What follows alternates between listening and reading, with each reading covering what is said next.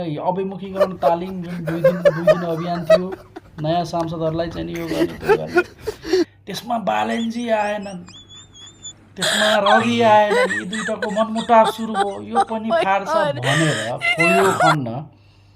कति हतार हो तपाईँहरूलाई, कति हतार भएको है।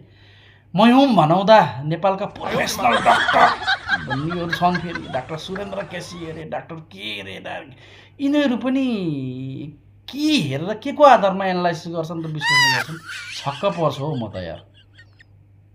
कुनै मनमुटाव होइन हजुर, मान्छेको शरीर हो, बिरामी हुन्छ, अनेक पारिवारिक काम हुन्छ, अनेक आफ्नो अफिसियल काम हुन्छ होइन, हरेक एङ्गलको कुराहरू हुन्छ, संजोग पर्न गयो होला, अलिकति धैर्यता गर्न सकिँदैन।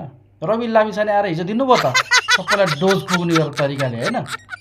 बालेन शाह आज भर्खरै अब उपाध्यक्ष अध्यक्ष वरिष्ठ नेताहरूको आज मिटिङ चलिरहेछ, त्यसको आधिकारिक सूत्रबाट आएको फोटो म तपाईँहरूलाई सार्वजनिक गर्दैछु।